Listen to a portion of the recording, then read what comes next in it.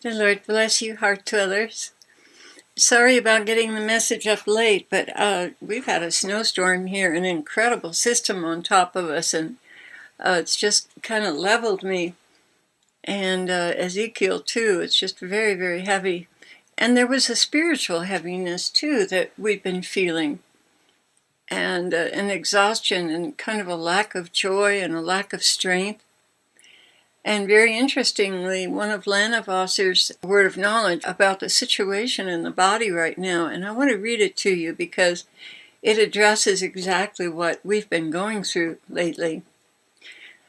She says here, there's been a very specific assault against many with the sole purpose of stealing joy, an assault to steal expectation, hope, contentment, and feelings of joy in all that the Lord is doing. And interestingly, guys, I think a couple days ago, my attitude was rejecting that. And I told the Lord, how could I possibly be tired of listening to you, Lord? I just don't understand it. But this is a spiritual attack that's going on. She continues here. I saw this assault as a very heavy weight and burden upon many. A heaviness and a weariness that felt like life was being sucked out of many. This heaviness, discouragement, and heavy weight may have been feeling. It has come upon many suddenly, but it will also leave suddenly. And I felt the Lord, she said, was specifically highlighting fasting as a huge key to breakthrough.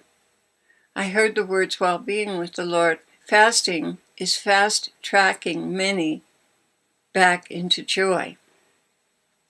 So she says, I feel like the Lord is really putting emphasis on fasting right now to bring a great shift, deliverance, breakthrough, and acceleration, fast-tracking into joy. A sudden cutting away and deliverance and freedom is going to take place in the fasting process right now. As many of God's people fast this month of January are going to see the Lord position them for a greater takeoff in February. You're going to gain greater authority over the very area and demonic force and principality some are facing through the fasting process as He awakens you to the authority you already have in Jesus. But also the authority you are gaining as you continue to push through this incredible heaviness and assault to steal joy. Now, I just want to take an aside here and say that a lot of you are going to say, well, I don't know how to fast. Well, there's different ways to fast. For those of you who are still watching television, you can fast from movies and television. I particularly can't fast from food for very long, and being older and having fibro, but I can fast from favorite foods and foods that are desserts and things like that. You can do a dessert fast or a Daniel fast, which is vegetables and grains. So these are different ways that you can just deny yourself certain little pleasures and offer those to the Lord as a fast offering. And that'll definitely help you extricate yourself from this lack of joy. And she continued on, don't give up. Push through. You are going to know the joy of the Lord as your strength. And she quotes Nehemiah, this day is holy to the Lord. Do not grieve, for the joy of the Lord is your strength. The enemy has been lying to many that this season is like no other and will be another season of grieving.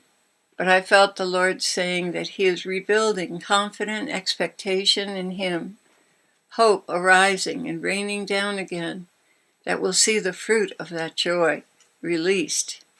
Get ready to laugh again, like you have never laughed before.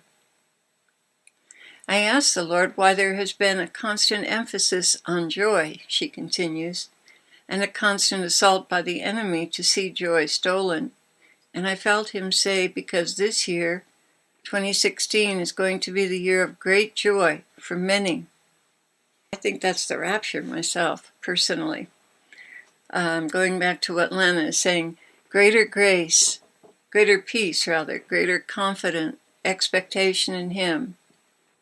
Faith will grow to new levels and breakthroughs and increase, and the manifestation of His Word will go to a whole new level. This will be a year where joy and many fruits of joy, hope, peace, confident expectation, and laughs will be restored.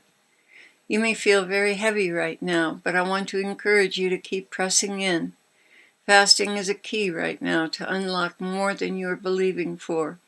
He's going to fast track you into joy in areas you haven't had it, and fast track you back into areas where you had it before and it's been lost. It's going to break, and joy will break forth again. And that was the end of her message. So basically, she's saying the Lord is calling for a fast to overcome these obstacles, this oppression, or this heaviness. Boy, I could feel it yesterday. It was so heavy. And I didn't get a message out because there was one thing after another that I had to deal with. So I want to get this out to you today, just so you have something to think about. And like I said, I am fasting from dessert foods and from other certain things that are just a pleasure for me. That's the best I can do. Nursing mothers and pregnant women, you don't need to be fasting. You can deny yourself a treat, but don't fast in any way, because that baby needs the nourishment. So yesterday was a really heavy day for me, and I heard the Lord say, "Are you with me?" And I answered him, "I'm trying, sweet Jesus. I cannot do it on my own, so I'm asking for your help. Please speak to me for your bride and your children." And he began, "Yes, the world is a heavy place right now, more than ever. And yes, it is draining you and other souls, especially my betrothed. It is all I can do to hold back my tears, and my faithful brides bring me more comfort than you can ever imagine. Thank you, my precious ones, for loving me, for needing me, for wanting to partake of my suffering and drink from my cup. At long last I have a true helpmate, companion, and believer. At long last I am standing with souls that have given me their all, even in the very trying situations some of you are dealing with. I am eternally grateful for your companionship, my brides. You are walking in the very pinnacle of Christianity, which from the outside looks like the very pits. But this humility you are suffering with oppressions is the walk I had on earth, and it is forming you into my faithful helpmate, one who echoes my estate on earth, one easily recognized as being like me. How glorious you are to the angels, and how terrible you appear to demons, because my blood is running through your veins, my anointing, my character, my mercy. Oh, how beautiful you are to me, my bride. All of heaven rejoices when they behold the glory of my brides. They are happy for me that I have at last found fulfillment in the souls I have sent to earth."